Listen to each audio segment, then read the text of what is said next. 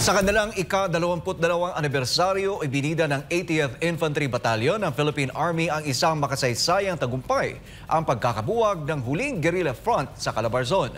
Kasabay nito, ipinagpasalamat ng 2nd Infantry Division ang mahalagang kooperasyon at kontribusyon ng mga netizens na naging katuwang sa pagtamo ng kapayapaan at kaayusan sa buong probinsya. Si Almar Forzuelo magbabalita.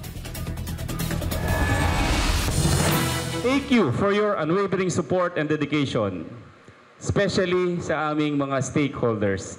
Maraming salamat po. Happy 22nd anniversary to all of us. Ipinagdiwang ng 80th Infantry Battalion sa ilalim ng 2nd Infantry Division ng Philippine Army ang kanilang ika-22 anibersaryo ng pagkakatatag dito. Ang selebrasyon ay bilang pagpupugay sa matibay na dedikasyon at tapat na paglilingkod sa mga sundalo sa komunidad na kanilang nasasakupan. Ibinida sa nasabing aktibidad ang mga nagawa ng 80th IB noong mga nakalipas na taon hanggang sa kasalukuyan, kabilang ang pagbuwag sa komunistang teroristang grupong CPP-NPA-NDF. Ang aktibidad ay nagsimula sa isang misa. Sumunod ang ribbon cutting at blessing ng bagong 80 IB Multipurpose Hall at ang pagbibigay ng parangal sa 80th IB sa pagkakabuwag ng Guerrilla Front KLG Narciso. Pinarangalan din ang mga personnel ng nasabing unit. Kabilang din sa binigyan ng award ang mga partner stakeholders mula sa pribadong sektor na naging katuwang ng mga sundalo sa pagpapanatili ng kapayapaan sa kanilang lugar. Sinabi ni Lieutenant Colonel Mark Anthony Ruby, Commander ng 80th Infantry Battalion ng Philippine Army, na isa sa kanilang malaking tagumpay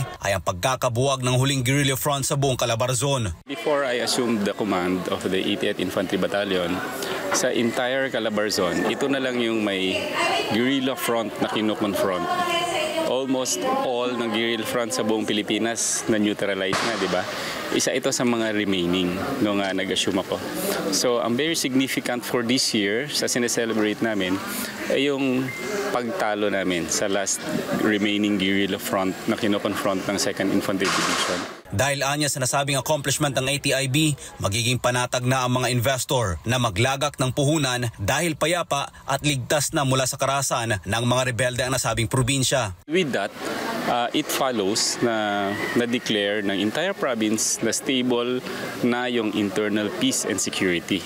Kaya very significant yon, not just for the army but for the entire province para ma-boost din yung confidence ng mga investors na mag-invest dahil peaceful na ang lugar. So yun yung pinaka-importanting highlight ng celebration na to. Bagamat unti-unti nang tinutuon ng Armed Forces of the Philippines ang kanilang pagtutok sa external security operation, hindi pa rin binibitawan ng AFP ang pagbabantay sa loob ng Pilipinas. Ito'y upang hindi na makabalik sa mga komunidad ang komunistang teroristang grupong CPP-NPA-NDF na naninilin lang ng mga inosenteng sibilyan gamit ang maling ideolohiya. Ayon kay Major General Cirilo Balaoro Jr., Commander ng 2nd Infantry Division ng Philippine Army, malaki ang ginagampan ng papel ng mga netizens sa pagkamit ng kapayapaan at internal na seguridad sa buong Southern Tagalog. Yung role ng ating mga kababayan, lalo na doon sa mga far-flung communities ay napakalaki. Hindi namin magagawa ang aming mandato kung wala ang tulong nila. So I encourage ang ating mga kasama, ang ating mga kababayan to continue supporting your armed forces, your Philippine Army, in terms of the internal security operations, ang ating drive against the remaining members of the New People's Army dito sa Southern Tagalog. Sa huli, panawagan ni Balaoro sa mga taga-Southern Tagalog. As mentioned earlier, the last remaining guerrilla front dito sa Southern Tagalog was already dismantled. Pero hindi pa rin tayo nagpapakampante, tuloy-tuloy pa rin ang ating effort. Kaya ako'y napakalaki ng role ng ating mga kababayan na hikayatin.